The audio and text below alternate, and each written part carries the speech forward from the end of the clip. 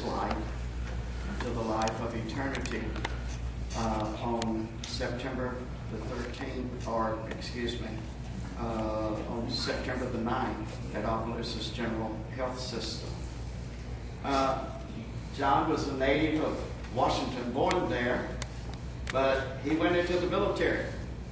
Spent 20 years inside of the Air Force. Served our country through the Korean conflict as well as during the Vietnam War. Then after 20 years, came back, settled in Opelousas, and for 43 years has lived here. John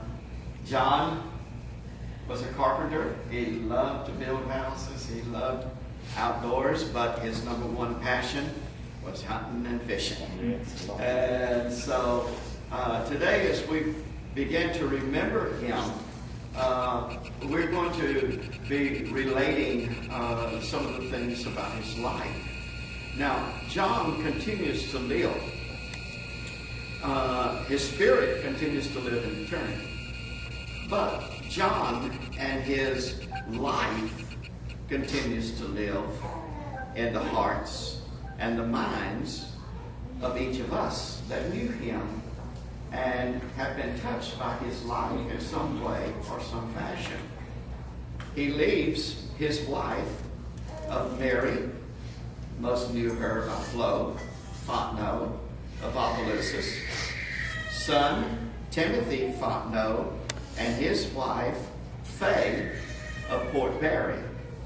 And Faye, the children would like to say, no daughter could have loved John more or been more loved. You took such good care of him. Cooking, cleaning, making him go to the hospital, and to all of his doctor's appointments, even when he didn't want to go. You were always there. You were a loving companion, especially when Nene went to the nursing home. We want to say we're so very grateful to you. You were a gift from God for us in this difficult time. And we will never forget what you did for Daddy and for us. Faye, you're indeed a blessing to us. The children wanted to express that to you. John leaves behind also his daughters, Cindy Fontenot of Cordova, Tennessee, and Jan Steiner and her husband Richard of Santa Rosa, California. Her sister Ethel Fontenot Owen, or his sister Ethel Fontenot Owen of San Antonio, Texas.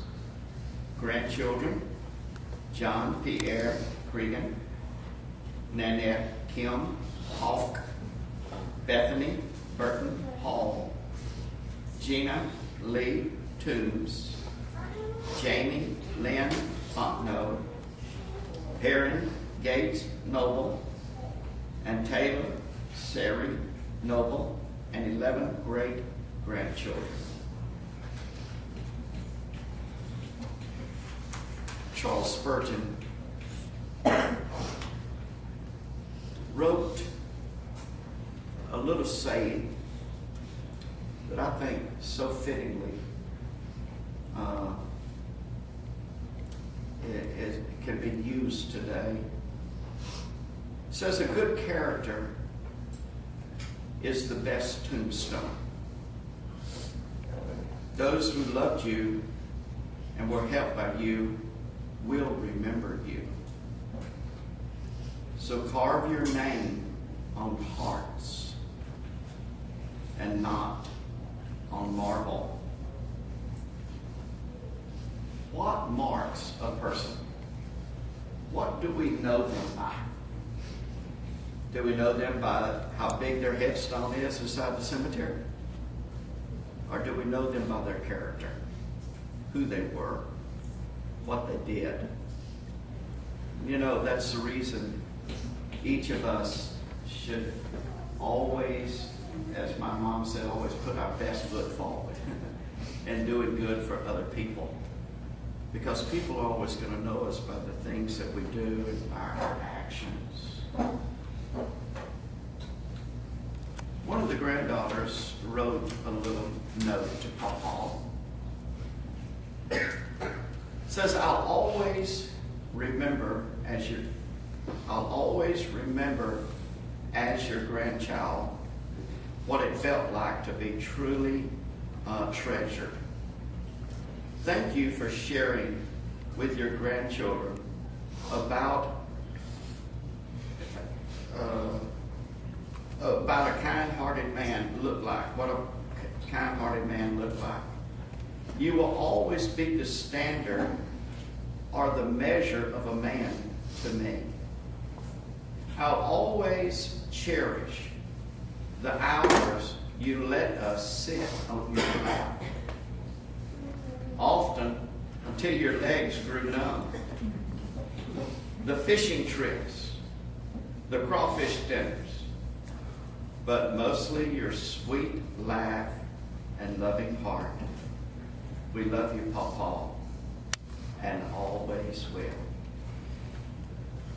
This afternoon, I want to give just a few moments for you, the friends of Mr. John, to maybe share briefly a good story, or maybe some of the grandchildren that didn't get a chance to write something, to share something that was very special to you that Mr. John did for you, or some cute little story or fishing trip that y'all went on, or hunting trip.